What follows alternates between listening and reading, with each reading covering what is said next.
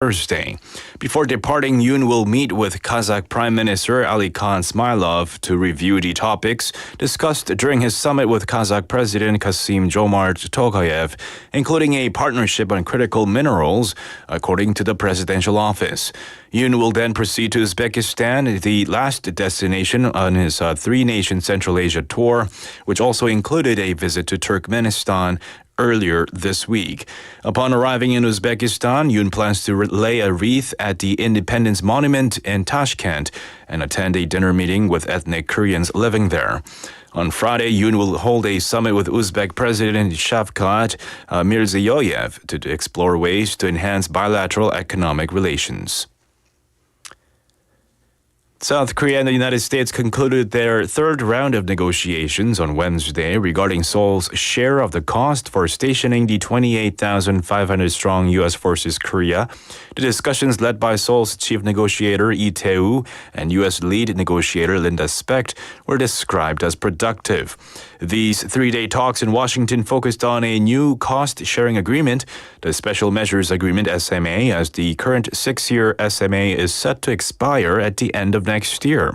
Specht highlighted that the negotiations identified areas of agreement and issues needing further consideration, reflecting the strong U.S.-ROK alliance committed to shared security. In local news, Busan City announced today that they will promote the Housing Environment Improvement and Life Care Support Project for social crisis households as a pilot project in collaboration with the Busan Social Service Institute. This project aims to provide free support, including waste disposal, cleaning, disinfection, and psychological counseling to improve the safety and health of the living environment for housing vulnerable individuals with hoarding disorder. The support targets low-income single-person households, single-parent households, and child housing poor households, among other vulnerable housing groups. Busan City is set to utilize artificial intelligence or AI and other technologies to completely prevent city bus drivers from driving under the influence. Busan City announced its measures to eradicate drunk driving aimed at eliminating drunk driving among bus drivers, which poses a threat to passenger safety and lives. The comprehensive plan includes regular joint inspections, the introduction of a system to notify managers via text message of abnormal alcohol levels, the adoption of facial recognition breathalyzers, regular subscription to breathalyzer sensors, a strategy meeting for transportation company representatives, enhanced education for drivers, mandatory actions in case of drunk driving accidents, stricter administrative penalties, and legal amendments to strengthen alcohol consumption standards. An explosion suspected to have caused a fire occurred at a wastewater treatment plant in Gamjeong-dong, Sasang District at 10:21 a.m. this morning. 2 people were injured in the explosion and have been transported to the hospital. A plant representative explained to the fire authorities that the explosion occurred in the wastewater sediment purification facility inside the treatment building. In international news, a fire in a residential building in Mangaf, Kuwait has killed at least 49 people, according to the country's interior ministry. Many of the victims were foreign workers, including several Indian nationals. Indian Prime Minister Narendra Modi expressed his condolences and mentioned that the Indian embassy is working with local authorities. And now taking a quick look at the weather here. It's currently 31 degrees Celsius under clear skies. Air quality is currently in the unhealthy levels. And that'll have to do it for this hour's news. Thank you for joining us. You're listening to BEFM 부산영어방송.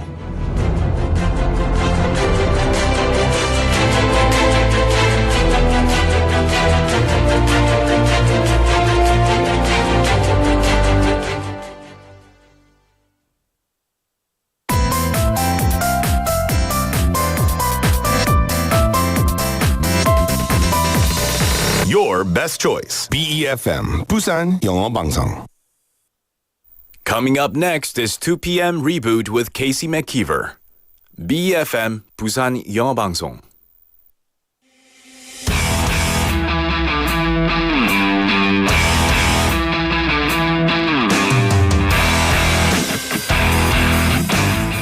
What would you do if someone right near you suddenly collapsed on the street? Would you help? Would you call for help? Would you walk away? When something out of the ordinary happens, how do we react? It's hard to say unless you're really in that situation yourself. But there are amazing stories of people out there who did something extraordinary when the time comes. Performing CPR, moving something incredibly heavy out of the way, or even putting themselves in danger. Who are these people? Could it be any one of us? Today on the show, we're going to talk about some amazing people who have gone above and beyond to help others. Welcome to the 2 p.m. Reboot with Casey McKeever. It's Thursday, June 13th. Let's get it started.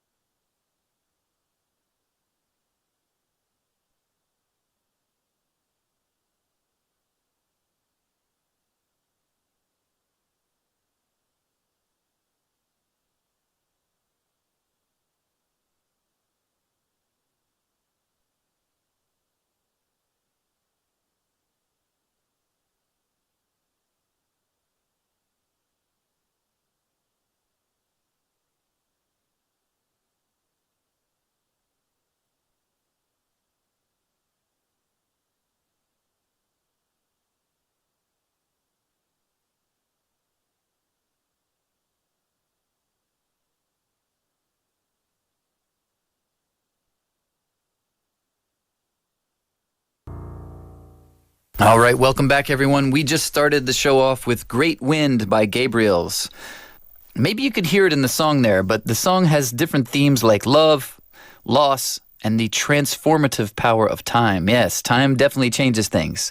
And the lyrics convey kind of a sense of urgency and an appreciation for the present moment, but it also emphasizes the importance of expressing love to others while there is still time. Ooh, that's deep.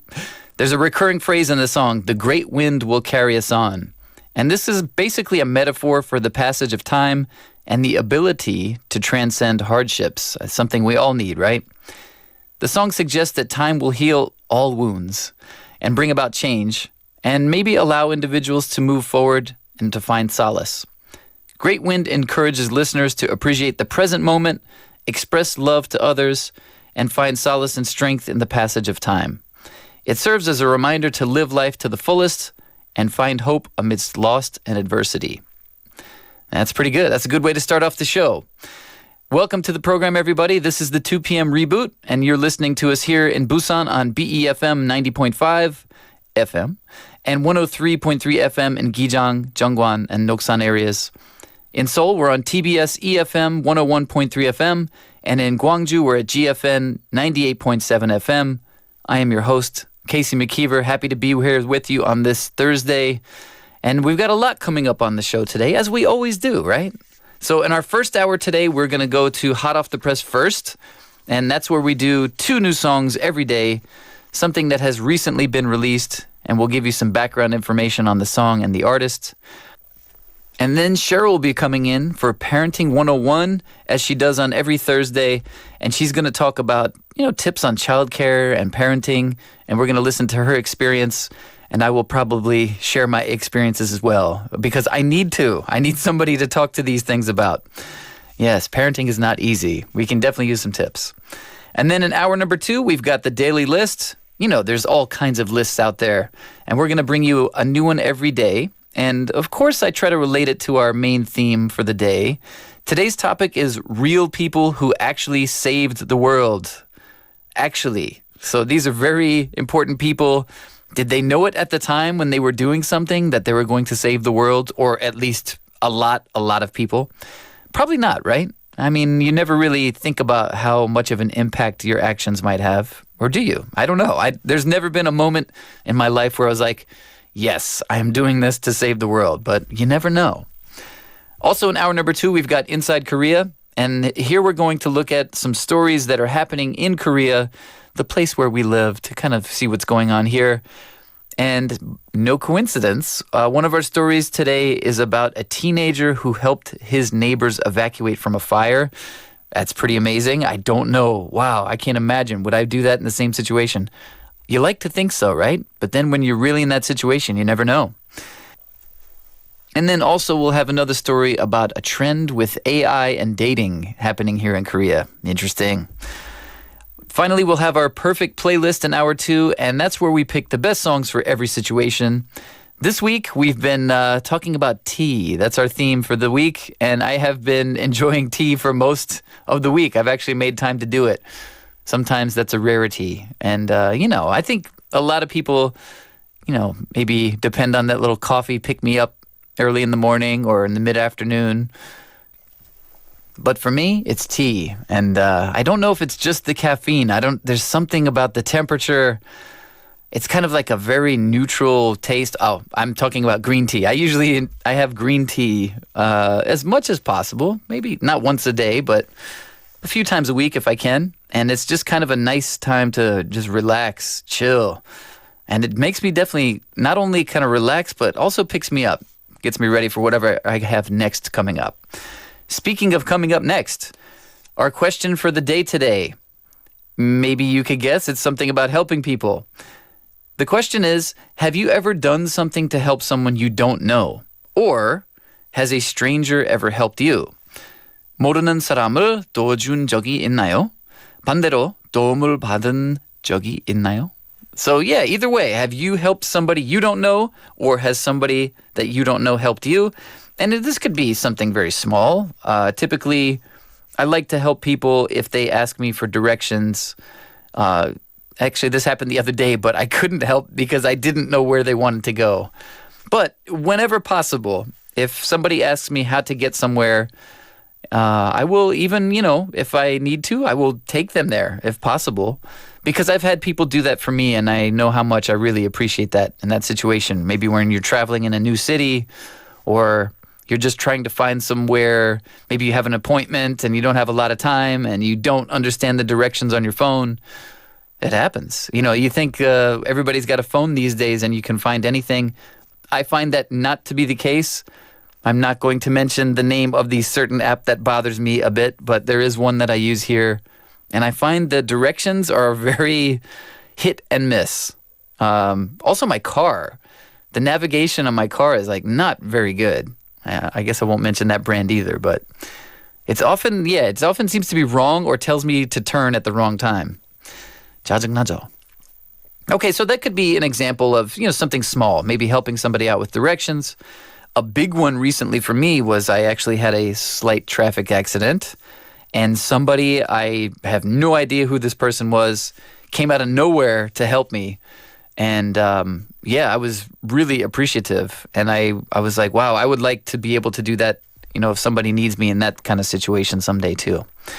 So yeah, it could be some kind of small circumstances, or maybe like a big thing that happened. Did you help somebody? Did somebody help you? I want to know. So send us in your answers. You can text us at 샵9050 or pound 9050 for 101. You can also reach us on Kakao Talk for free.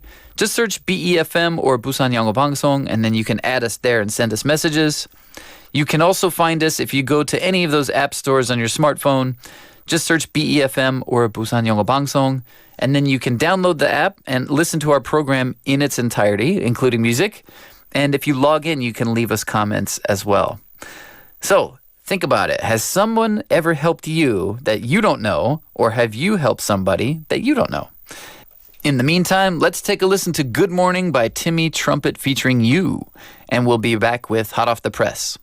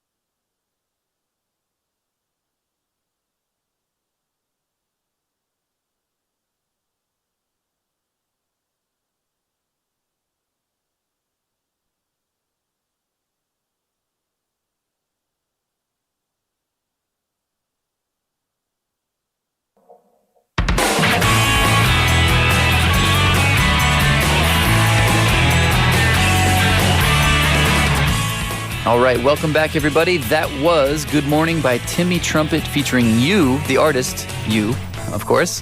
And now it's time for Hot Off the Press. And this is something we do every Monday through Friday. We bring you two of the newest, hottest tracks from all around the world. There are so many songs to keep up with, right? I have a hard time myself, so thankfully Na PD is here to help me. Thank you, Na PD. So we pick some of the best new ones and give you a little bit of background information about the artists and the songs. First up today, we have Make It All Right by The Offspring. And The Offspring has been around for quite a while. One of my favorite songs, by the way, Gotta Get Away. I don't think it was a big hit, but it was a song that I really enjoyed of theirs. So The Offspring have just announced a new album called Supercharged, and the first single is Make It All Right. Supercharged will be released on October 11th, so there's a little time to wait still. The album was actually recorded in Maui, Vancouver, and the band's home studio in Huntington Beach, California, with producer Bob Rock, which is a pretty big name in rock music. It's a perfect name for a producer, Bob Rock.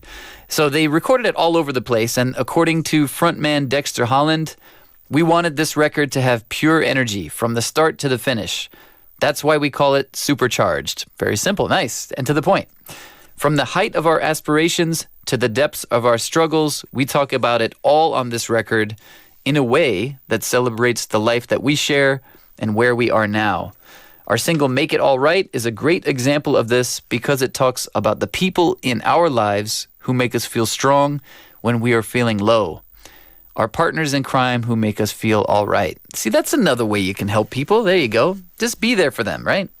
Our second song for Hot Off the Press today is Perfect Revenge by Dylan. The singer and songwriter Dylan has shared this new single, Perfect Revenge. Okay, this sounds like not helping people. Let's see. The song was written with frequent collaborators Maddie Schwartz and Vera Karlbaum while touring the U.S. with Ed Sheeran. Okay, that sounds like a busy time. You might need some co-writers. And this pop track serves as the first preview of a new body of work due out later in the year, so you can look forward to a new album coming out from Dylan. She said, I understand that there is power in being the bigger person and that the best revenge is to have enough self-worth not to seek it. Aha. But sometimes that is not always the answer. My perfect revenge is releasing a song called Perfect Revenge. So get creative. I am hoping the person the song is about will hear it everywhere they go, making me completely inescapable. You can run, but you can't hide. Ooh, man, whoever made Dylan upset, look out. This is coming for you. So these are our two songs for Hot Off the Press today, Make It All Right by The Offspring and Perfect Revenge by Dylan.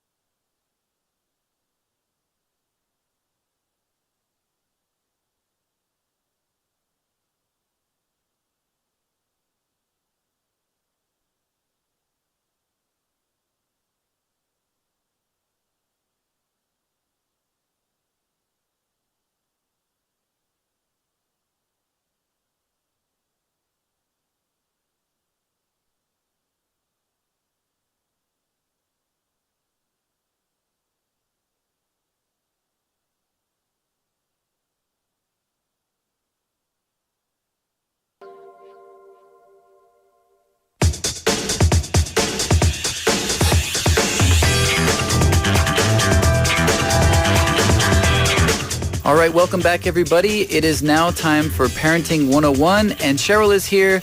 She's going to talk about childcare and parenting, and we're going to listen to a little bit about her experiences. Maybe I'll add my experiences. What do you think? Does that sound okay? I hope so, yeah. Okay. Yeah, well, last week we were talking about teenagers, and I was like, I don't have these experiences yet, and I was kind of like not looking forward to it because I'm enjoying, especially our youngest. She's only 3 now, and I'm trying to enjoy that period before, it all changes. It's so fast. It is, right? Yeah. Yeah. So it'll be there before we know it. But what are we going to talk about today? So last week we talked about teenagers. Are we continuing with teenagers today? Well, today we're going to talk about talking to our children. Ah, okay. Last week we were talking about what not to say. Exactly. Right. So this is kind of more like how to talk properly to children? Exactly. So in an article in LPS, psychologist and Harvard professor Rebecca Rowland was quoted as saying, "We're turning children into people who act robotically." Oh, that's not good. No. So she suggested key points for changing the conversation that we have with our children into conversations that encourage creativity and also strengthen family bonds. That sounds like a lot of pressure for a conversation to me. I don't know. So we got to encourage creativity, strengthen family bonds in the way that we talk, right? Well, kids naturally are so creative. I mean, I'm sure, especially the you're little right. ones, the You're right. stories that they come up with. You're right. They're brilliant.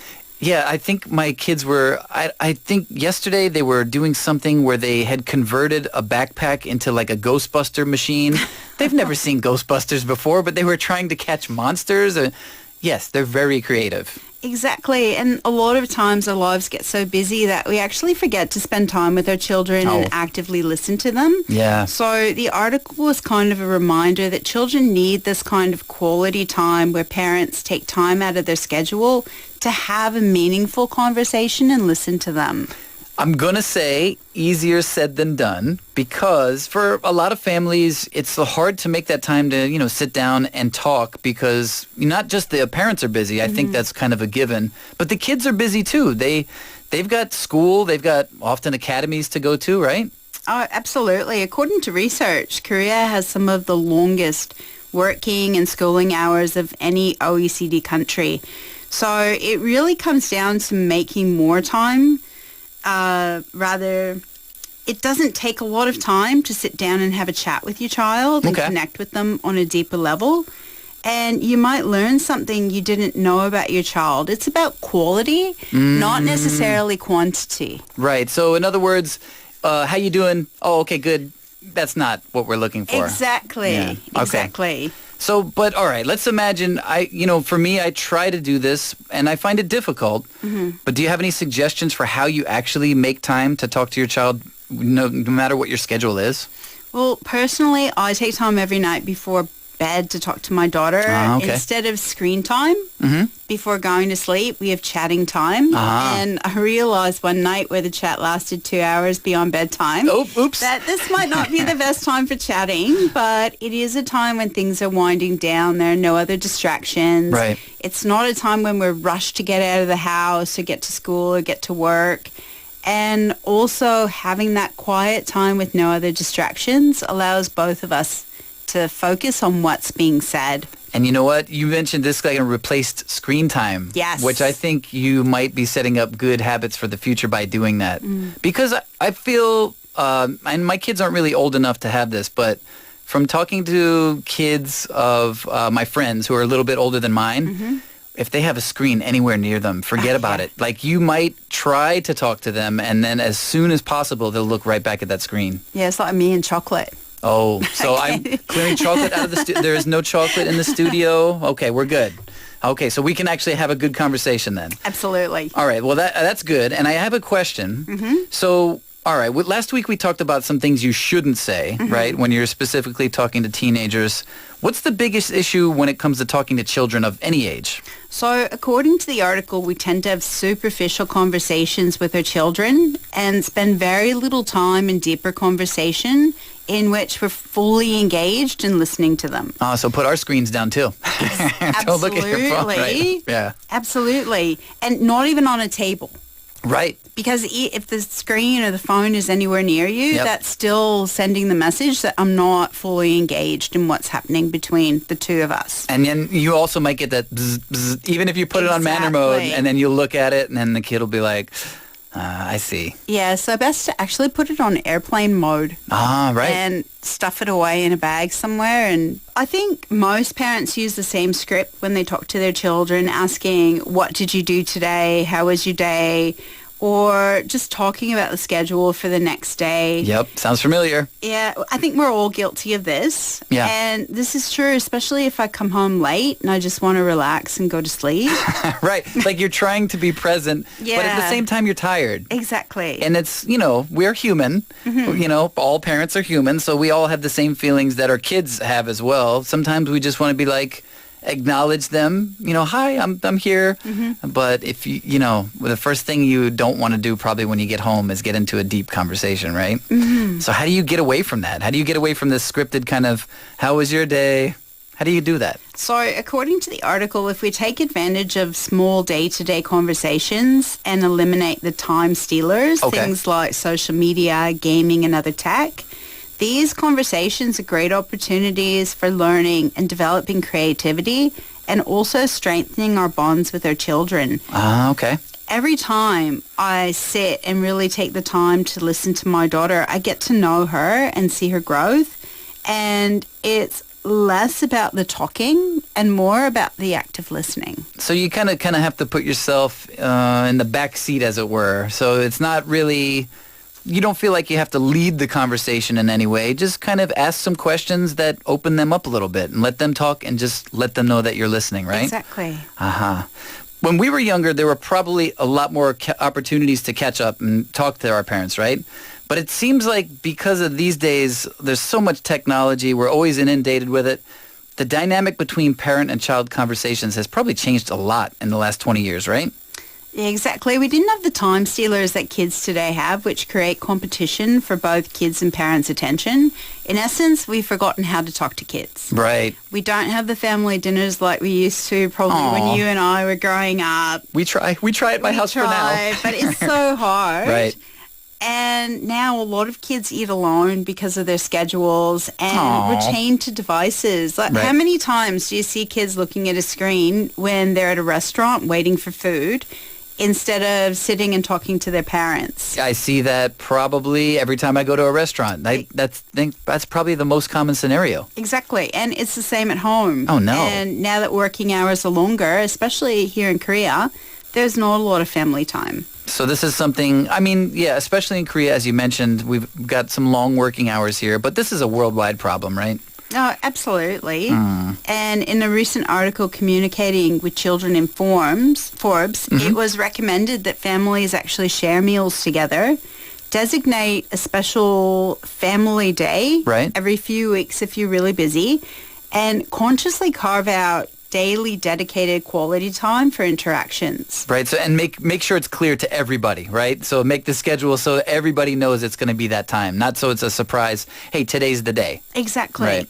Well, I tell you what, Cheryl, this is a lot of good information. Let's take a quick song break. Let's take a listen to Down Under by Men at Work. Have you ever heard this song before? No, never. No, first time? Never, first time.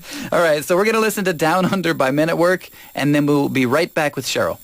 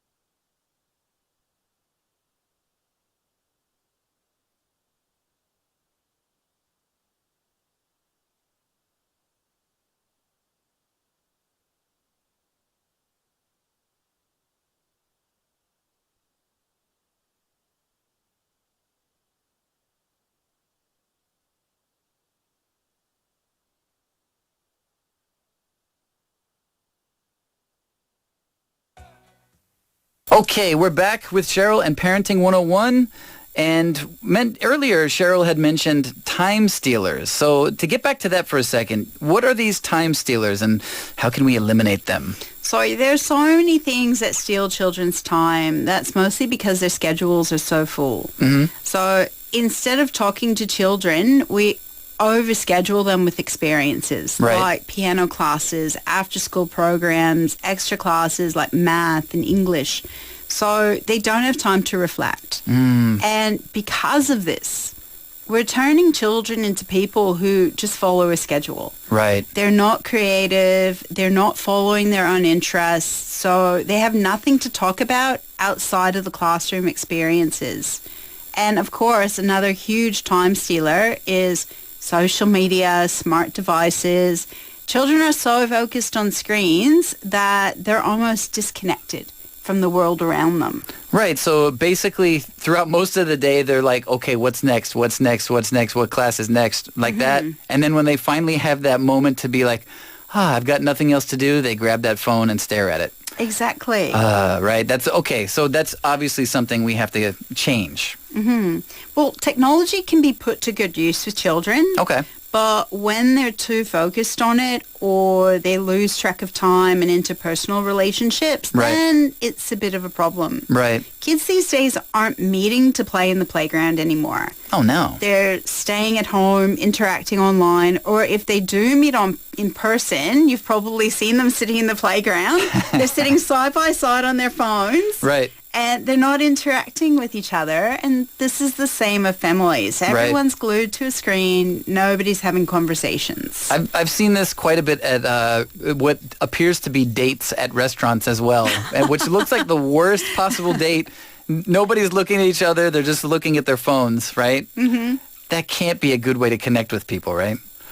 Okay, but it seems like with all these distractions, parents almost need like some kind of assistance, some kind of manual to relearn how to talk to children. I think we've kind of mastered perhaps the surface level conversations, but maybe are missing some of the deeper conversations that we need to have with our children because of all these distractions, because of technology, because of our daily schedules, right?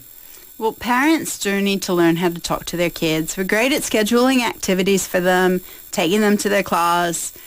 We help them with their homework and go to special events with them, but don't account for the most important developmental factor, which is the daily conversations. Right, because we're kind of teaching them how to talk in a way, right? How to talk with people. And if they miss out on that time, how are they going to know how to talk to other people, right? Exactly. When we talk to our kids, it's about their schedule and plans for the day, week, month. That's the robot. Yeah, right? that's next the up robot. Yes, I have my robot class next. Exactly. Right. The conversations we're having are logistical.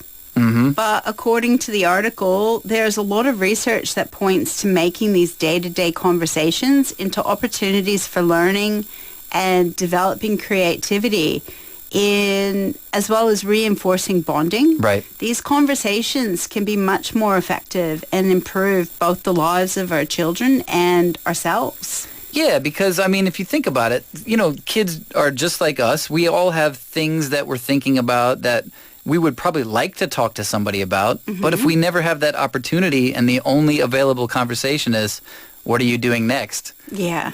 All these ideas that you have or questions that you have or feelings that you want to talk about, you never have the opportunity. Exactly. That's so sad. Oh, okay.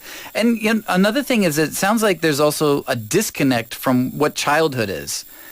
Parents maybe sometimes are a little bit dismissive when it comes to talking to children. Guilty. Guilty. I try not to be.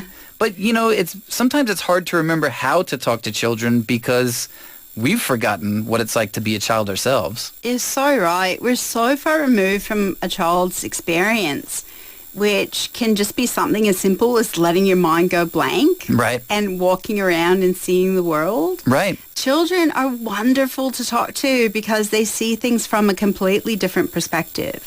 They have a natural playfulness and sense of wonder. Right. They haven't become jaded yet. Exactly. Everything is cool. Exactly. And that's the thing. We've forgotten about that because we've already learned about the world. Right. And we think we know everything. Right. Right. For example, when my daughter was younger, she would ask so many questions. She got an award from her daycare for curiosity. Her Nice. favorite word was why. Oh, yeah. I'm going through that right now. Why? Yeah, your youngest. Yes. Which would drive me nuts. Right. But answering and discussing those questions from her perspective only helps her development and creativity. And you know what? One thing I'm doing now, and I notice my wife is struggling with the why questions at home, but I got used to this with our firstborn, and when he hit his why phase, and I read somewhere, instead of just always giving an answer, you can just turn it around. Oh, why do you think that is? Exactly. Yeah, and that's another way to kind of encourage that creative conversation.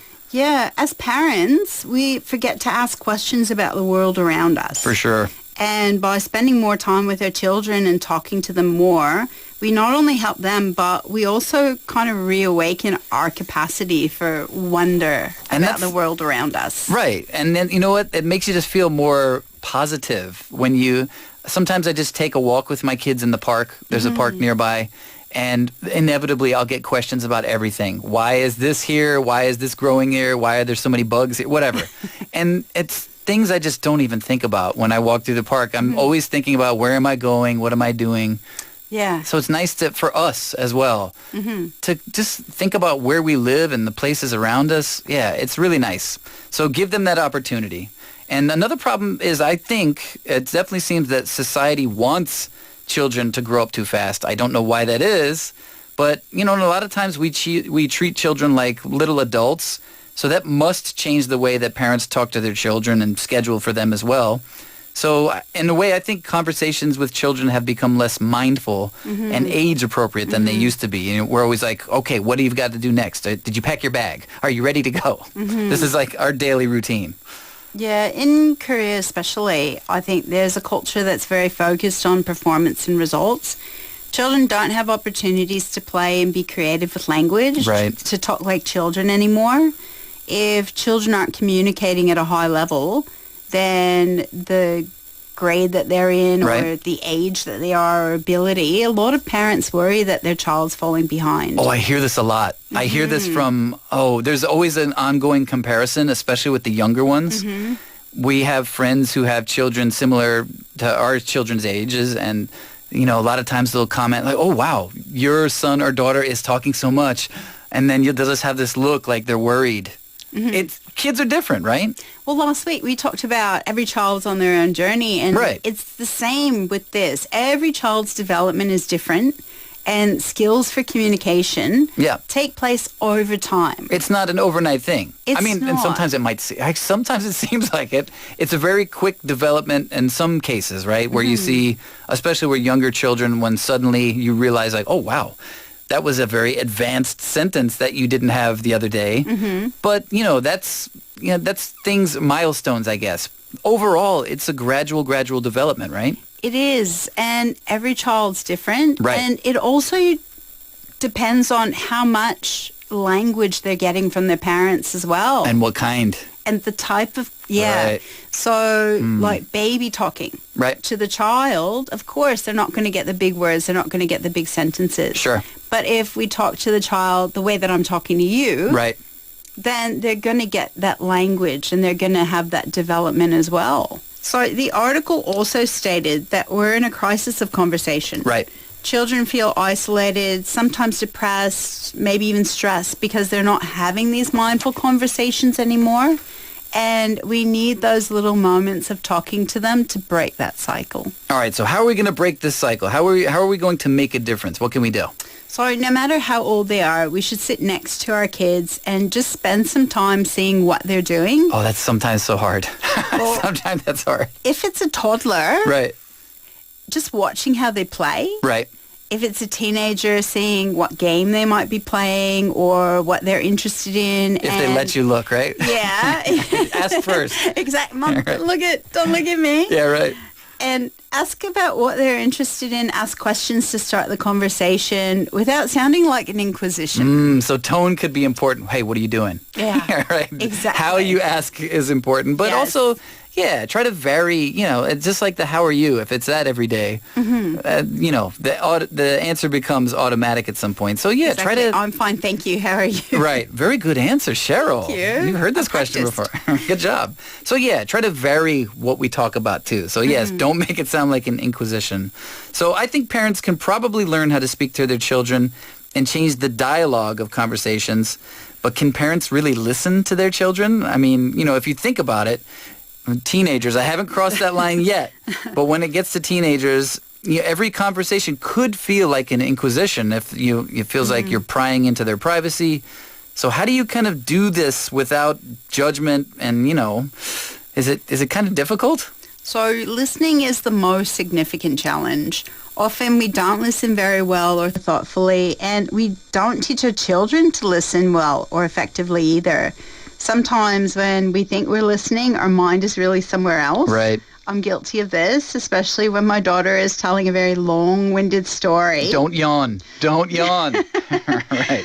But if we teach our children to listen, then they'll better be able to listen to their peers, their teachers, and us. Right. We're showing them how to do it. Exactly. Right. This way, there's a broader culture of communication being built, and we can have a better relationship with our children because we get to know and understand them. That sounds like words to live by. I'm going to try it with my young ones when I get home today. Yeah, I mean, I do try to show that I'm a good listener, but, sometimes when they're totally into their own world and I don't understand what they're talking about, it can be hard to look interested. Yeah. So I'm going to do my best when I get home today. Thank you for the reminder, Cheryl. And thank you for coming in for this week for Parenting 101.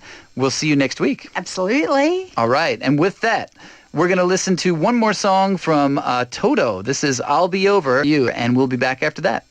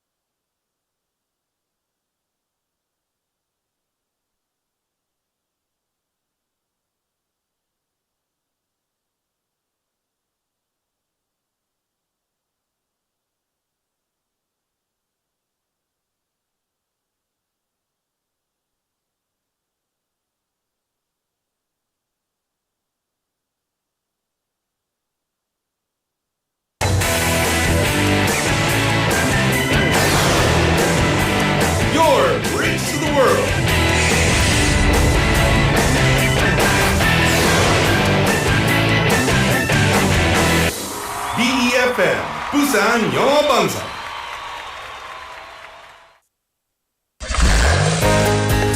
혹시 지금 운전 중이신가요? 어린이 교통사고 피해자 수는 지난 3년 평균 약 9만 명. 특히 어린이 보호구역 안전 기준이 강화된 이후에도 어린이 보호구역 내 사고는 지속적으로 발생하고 있습니다. 스쿨존에서는 반드시 시속 30km 이하 서행, 스쿨존 내 불법 주정차 금지, 차량 출발 전 앞뒤 좌우 살피는 습관으로 어린이가 안전한 도시를 만듭니다. 참, 운전 중 휴대전화 사용은 모두에게 위험합니다. 우리 모두를 위한 교통안전, 나부터 실천하면 모두가 안전해집니다. 어린이가 안전하게 뛰어놀 수 있는 부산. 아이 키우기 좋은 도시는 우리 모두의 미래이자 희망입니다. 이 캠페인은 어린이가 안전한 부산을 만드는 은행, B&K 부산은행과 함께합니다.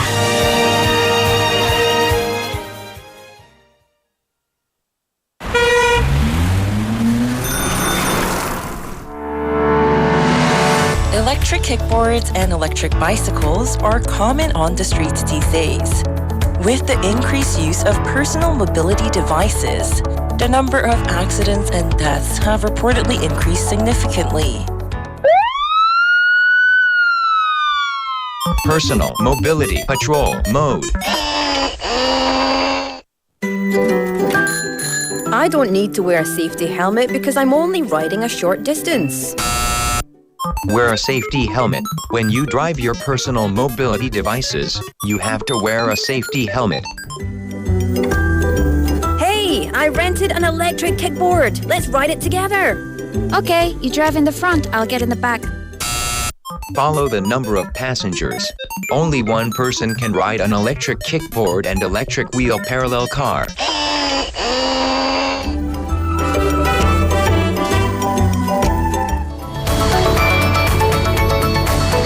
Follow the rules of personal mobility devices and drive safely.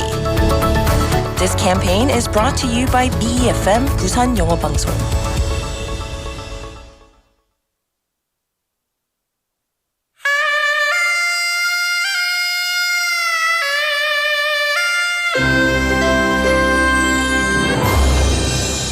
The time is now 3 o'clock.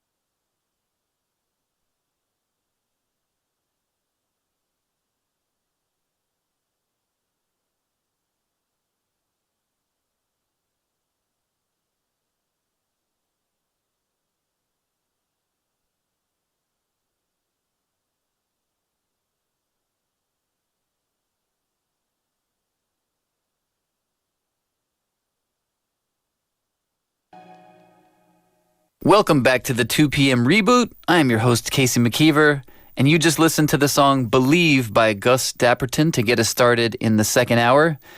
Gus Dapperton is into the alt-pop, and maybe you can tell that by the song.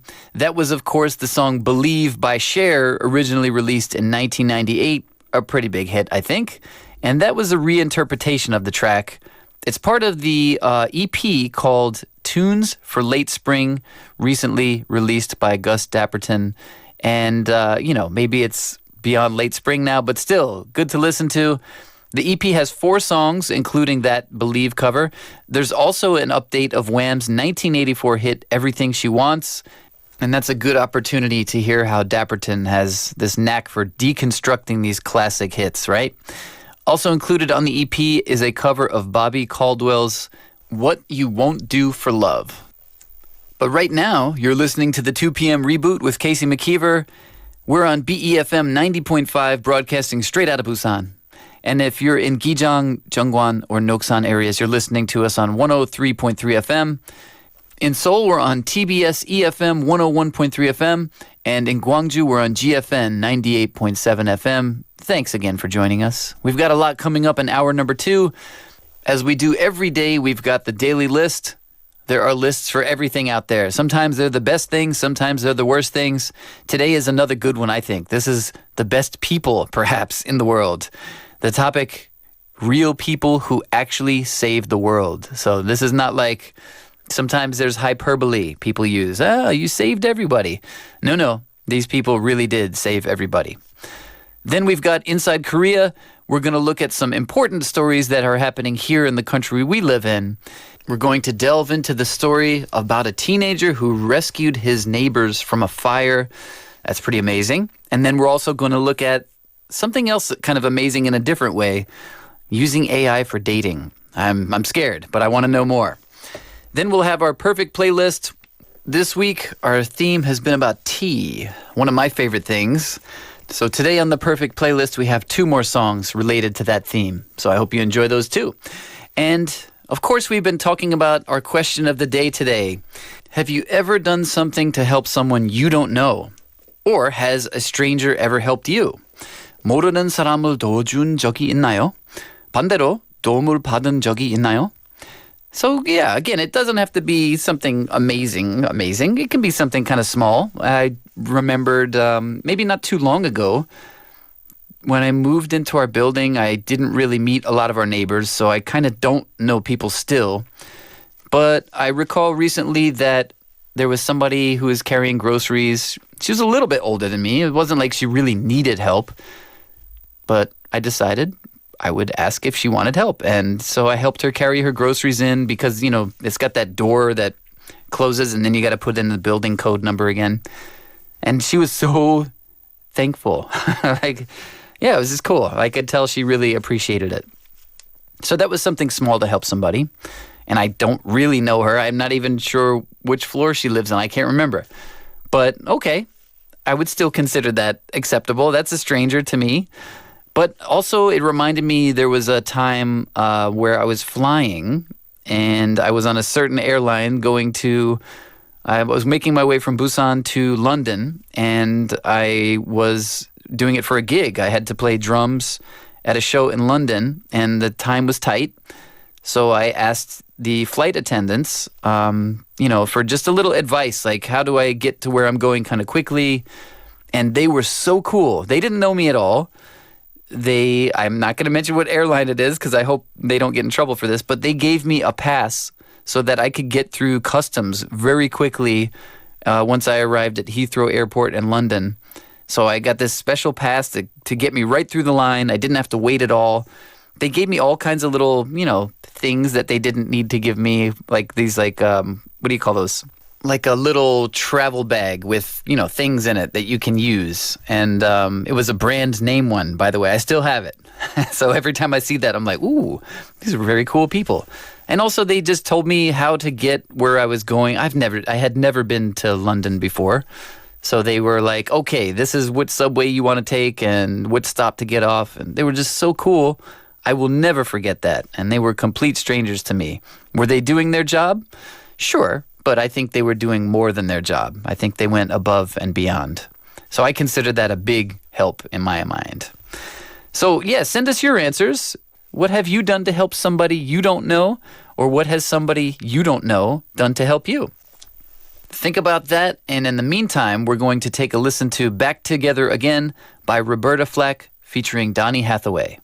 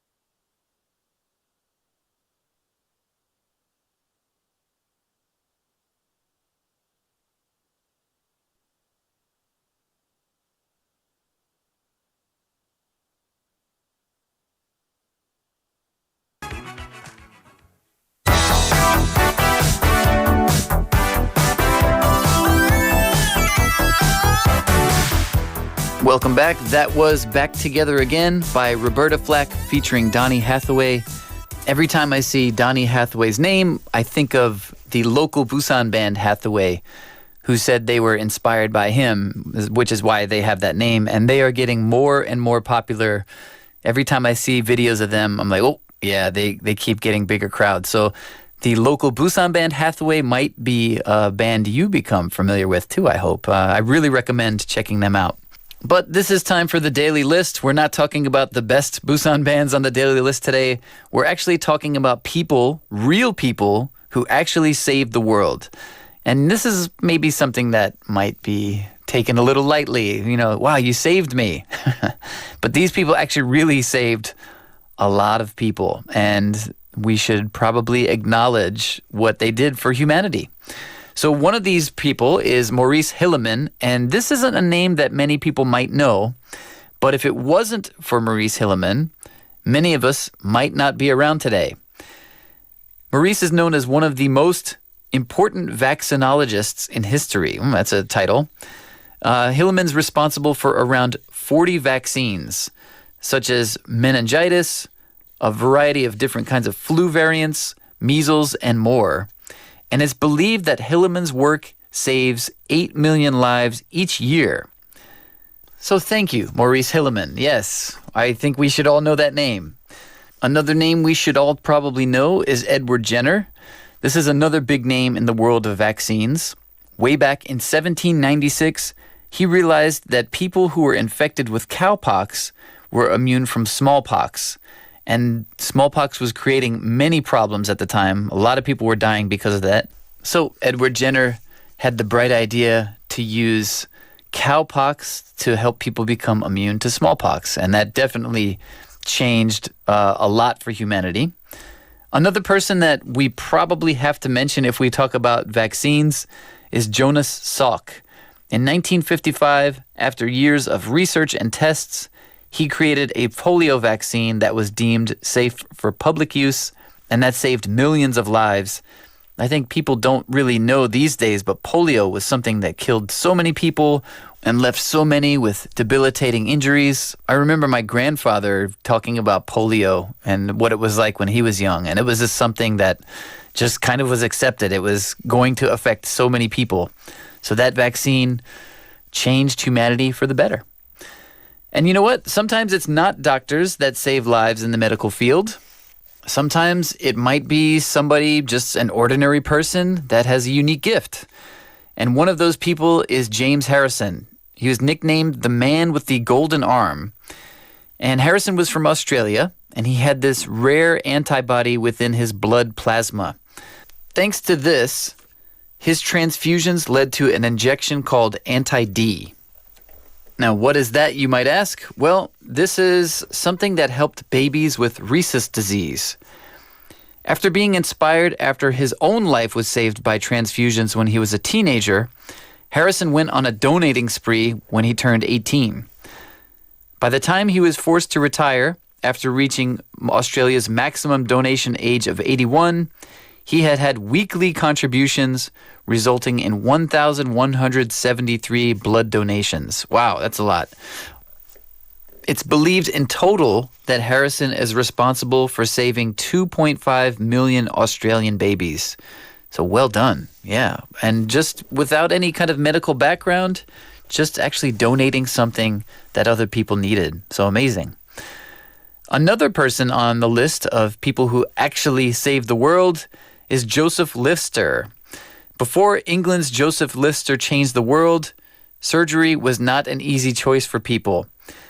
Surgeons rarely washed their instruments or their clothing between seeing different patients, and as a result, a lot of people died from infections or lost limbs. So after hearing the French scientist Louis Pasteur's germ theory of disease, Joseph Lister decided to use chemicals to destroy germs. The name of these chemicals? Antiseptics, something we kind of take for granted now. So he used carbolic acid, and he covered bandages with that first. But a lot of scientists really didn't, especially surgeons, didn't really buy his theory. But once they noticed that people were saved from infections, Lister began using carbolic acid on clothes, his hands, instruments. So how do we know it actually worked? Well, before he was using this carbolic acid to destroy the germs, he had a fatality rate of 46% from surgery. So almost half of the people that had surgery would maybe not make it. But after 1867, when he started using this carbolic acid, it dropped to 15%. And then by 1877, the fatality rate from surgeries dropped to 5%. So that's a big change. Good job, Joseph Lister. Next on the list, we've got Henrietta Lacks. And this goes back to 1951.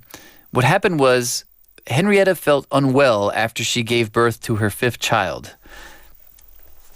Doctors discovered that the problem was she had cervical cancer. Unfortunately, the cancer spread quickly and she lost her life. But unknown to her, because consent wasn't actually required at the time, one of the doctors harvested cells from her tumor, and they discovered that, unlike normal cells, Lax's cells could divide indefinitely under the right conditions. So nicknamed HeLa, the immortalized cells have been vital to medical research and have saved many, many lives. Vaccines from COVID-19 to polio to cancer treatments, and actually understanding HIV and AIDS and other diseases have all come from Lack's astonishing cells. So kind of like James Harrison, Henrietta Lacks was another person who had just a physical gift, and by sharing it, we have all benefited from it. Finally on our list, we have Scottish doctor Alexander Fleming. Fleming discovered the enzyme lysosome in 1922, and 1928 he decided to go on vacation. When he returned to his laboratory, he examined a collection of petri dishes he had left out. The dishes contained this bacteria Staphylococcus. And however, one of the dishes had been contaminated with a fungus, and that was completely unintentional. But Fleming noticed that it had stopped the bacteria from growing and was actually destroying it. This is how he accidentally stumbled into discovering penicillin. After years of research and refining the production of it, by 1943, penicillin was mass-produced in the United States, and that helped the United States and their allied forces during World War II. Later, it was created for public use, and some estimates claim that as many as 200 million lives have been saved thanks to this accidental discovery. So you never know. The work that you may do may come into play to change humanity, or it might be just some kind of gift that you can share with people. Fascinating how things end up changing our course, right, of human history. So that was today's Daily List. Let's take a quick song break. This is To Be Loved, Am I Ready? By Lizzo.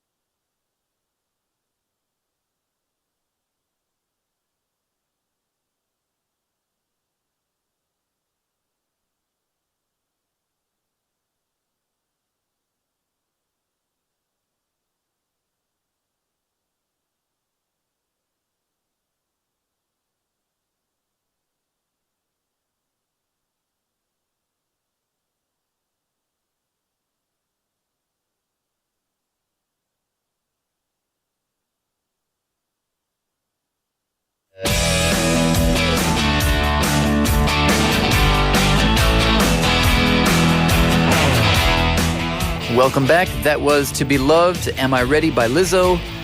And now it's time for Inside Korea. And we do this every Wednesday and Thursday. We look at some stories that are happening here in Korea to kind of get an idea of what's going on in the place we live. And we've been talking about helping people today, whether you intentionally help people or whether you accidentally discover some kind of new medicine or a new idea that ends up helping people. There's many ways we can help, right? And my question to you earlier was, have you ever helped somebody you don't know? Or has somebody that you don't know ever helped you? Because a lot of times I think when we think about helping people, we usually think about our loved ones, right? Helping friends and family. We kind of are expected to do that. We maybe expect that of them. But when it comes to thinking about people we don't know, I feel like we're a little bit more reluctant or hesitant to help sometimes. And maybe that shouldn't be the case, right? If we can all kind of depend on, counting on each other to help, maybe the world would be a nicer place, right? And, there are stories of things like that happening where people help each other, not even family, not even friends, as people they don't know. And it's always kind of amazing to read. And I want to share one of those with you first. So in Inside Korea, our first story today is teen commended for helping neighbors evacuate in fire. A 16-year-old high school student received a certificate of appreciation from local police Wednesday. Why? He alerted his neighbors and helped them escape during a fire earlier in the month.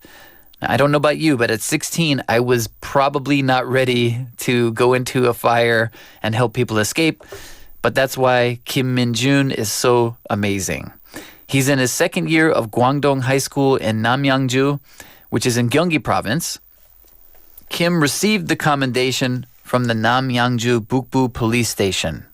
So what did he do? Well, on June 1st, there was a fire at an apartment complex in the town of Jinjabup, and the fire broke out at around 9:25 p.m. on the second floor.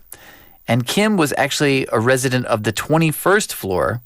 He went floor to floor knocking on each door to notify people of the fire. And as a result, there were no deaths or no severe injuries even caused by the fire.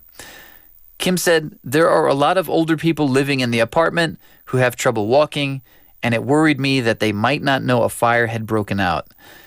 That is very considerate, right? So he went all over the apartment building trying to alert people what was happening so they could get out safely. And he was actually treated for smoke inhalation, but he has fully recovered, back to normal health. So he was even willing to put himself in a dangerous situation to just make sure others were doing okay or others survived. So good job, Kim Min-jun. I imagine everybody is very proud of what you did. And they should be, right? Of course. Wow, I can't imagine being able to do that in such like a tense situation where, you're worried about your own safety and getting out of the building in time. But thankfully, because he did that, nobody was injured, nobody was hurt. Amazing. That brings us to our second story for today. This is amazing in a different way. This is an amazing change of technology. Love in the age of algorithms. Young Koreans asking AI to play Cupid. So AI, of course, we hear about, it seems, every day for some kind of headlines. And it's changing the technology industry in many ways. But apparently it might also change how people go about dating. So instead of the usual kind of small talk, young people, or the so-called Generation MZ, Millennials and Generation Z, they're using these AI algorithms to gain deeper insights into potential partners. Okay, case in point. Jung, he's 31 years old. He went on a blind date in April. And not long after he met up with his blind date, they turned on their Insta apps and tapped the search icon at the bottom. So Jung's feed displayed posts about football and memes, and his dates had a bunch of adorable dog photos. So I guess they're wondering, are we a good match? So this Search and Explore tab offers content that basically customizes to a user's interests. And the posts are featured based on factors like the posts that you follow or the posts that you like using AI algorithms. And Jung said, well, we checked out each other's algorithms for fun. It's a trending thing. While he doesn't fully rely on it, Jung says it's useful to identify potential red flags early on. So perhaps you see some post that your date doesn't like and you're like, oh, I guess we're not going to agree on some things. And I guess this is becoming more common. Using these social media algorithms to analyze your first date or blind date is becoming all the rage among the MZers. According to pop culture critic Ha Jae-gun, this trend stems from the perception that social media algorithms are less prone to manipulation if you compare them to traditional indicators like blood types or MBTIs. Ha says words can also be easily fabricated. So another example of how this is working is from Hong, who's a 32-year-old woman. She said she got upset and jealous after looking at her ex-boyfriend's Explore page. While her page features posts about drama, dieting, and fashion, her ex-boyfriend's page was full of photos of women in bikinis. Aha, I could see how that could be slightly upsetting. She says, I'm fine now, but back then I was upset and hurt, and I guess maybe that's one of the reasons they didn't quite make it there. So to avoid these kind of conflicts, some people are cleaning up, quote unquote, their algorithms or unsubscribing from potentially problematic channels that they might follow and trying when they search to use a little bit more innocuous keywords, nothing outrageous. All right, well, how does this work, right? So according to Park, who's a 25-year-old K-League fan, he tried to clean up his feed a little bit. He was looking at some cheerleader photos on his Insta, and then a lot of these similar photos kept showing up on his feed. And he wanted to reset the algorithm before his partner, who was coming up on a year, saw it, right? So he started searching for his favorite football players like Cole Palmer and Reece James. And this kind of cleared up the feed out of the cheerleaders got replaced by football players. So when his partner saw what he was looking at, he's a good guy. I wonder, are we kind of hiding ourselves then at some point here? For example, a software developer that goes by the name of O recommended his friends frequently search Fubao, the popular panda, to create a more appealing algorithm that other people can see. So is that being genuine if you start searching for things you really don't care about? I wonder. And won't somebody discover eventually anyway? But they do say AI algorithms are changing the way people fall in love as well. According to data.ai, some very popular Korean dating apps rate users' attractiveness based on personal information. And those have been used and downloaded, since January, 1,187,000 times. So pretty popular apps. That means that many people are using them, right? And these apps, the idea, it's to increase the likelihood of finding a perfect match by factoring in your age, your height, your weight, your job, and your wealth. So it's looking for matches for you that way. There are also apps that find candidates based on your personal lifestyle, your political views, your marital aspirations. So you can kind of custom search people depending on, your own personal interests. And I guess that's probably what people have been doing throughout history, but it takes quite a bit longer to find that information out if you, do it one-on-one or face-to-face. But if you do it all in advance using AI algorithms, I wonder, is that going to kind of take the magic out of finding your perfect partner? If you expect to meet somebody who's perfect because you find all these certain attributes that match what you are, and then you actually really meet them, does that automatically mean you're really going to like them? I wonder about that. Well, I guess it's working out for some people. According to one 32-year-old man who had an experience of finding a girlfriend through one of these dating apps, he says it made finding a partner more convenient and more effective because he could screen for potential deal breakers in advance, things that he would not be willing to put up with in a relationship. And I think I'm with this person. Some people are not fully on board. According to Jung Da-eun, who's 28 years old, she appreciates the idea of AI suggesting compatible matches, but she fears it might take away the excitement of discovering someone new on a blind date. Similarly, 27-year-old Kim questioned the necessity of such complicated procedures to meet a single person. Yeah, is it really that complicated? I know when there was a pandemic going on, it was probably very difficult to meet people. But it seems like people at large, maybe not everybody, but it seems like people are more willing to kind of go out and meet people and, be with friends. And is it really that hard to meet people these days? I wonder. Well, according to psychology counselor Choi Ok-chan, relying on AI algorithms to find your perfect match shows how precarious today's society has become. Choi says, the recent surge in dating crimes and gender-related conflicts has heightened mistrust and anxiety among young people looking for love. In other words, I guess in a lot of cases, people feel it might be dangerous to have a blind date or meet up with somebody you don't know. So Trey says basically young people are trying to get over these anxieties by screening potential partners before they meet them using the AI algorithms. However, Che does say that what is as important as finding the right person is putting efforts to maintain that relationship. So yeah, just because you meet somebody who's in theory your perfect match doesn't mean your relationship will necessarily be perfect. That takes a bit of work. And that'll do it for Inside Korea for today. Let's take a quick song break with Adrian Gervitz and Classic.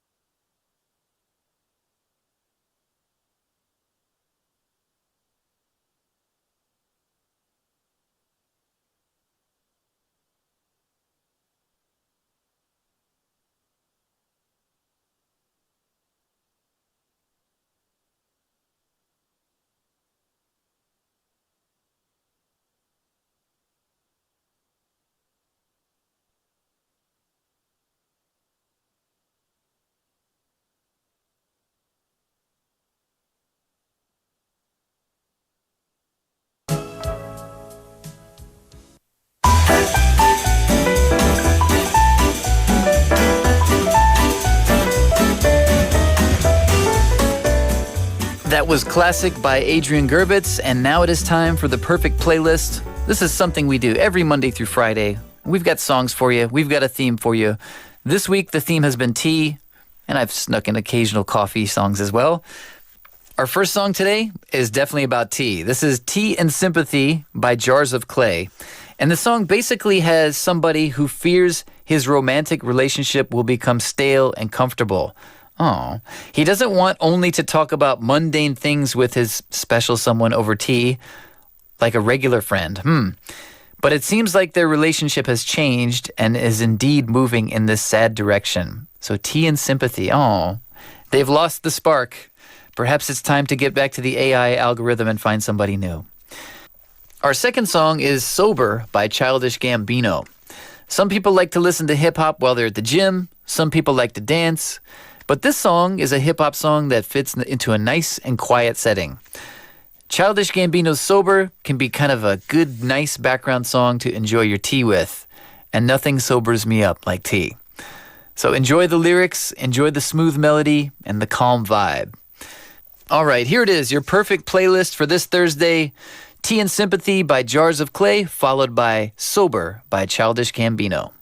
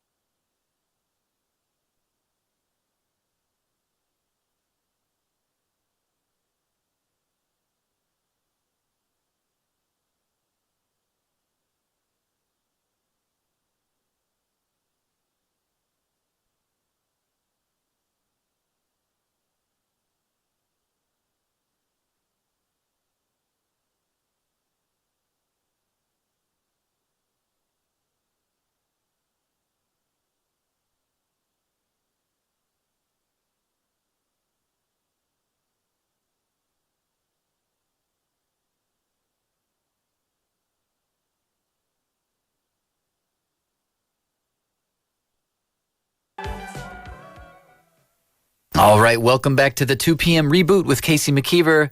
You just heard Sober by Childish Gambino, and before that was Tea and Sympathy by Jars of Clay. And unfortunately, it is time to wrap up the show on this Thursday. I've enjoyed being your host, as always, Casey McKeever, and I hope there are some lessons we can take from today. We talked a lot about helping people and when people help you, right? And what can we learn from that? Well, you know what? I hope listening to today's show helped you in some way. So maybe you can pass that on to another person. Maybe you learned something that you can share with somebody. In the meantime, we're going to play one more song to end the show. This is going to be Mornin' by Al Jarreau. Thank you for listening again. We'll be back again tomorrow at 2:05 p.m. Let's reboot together.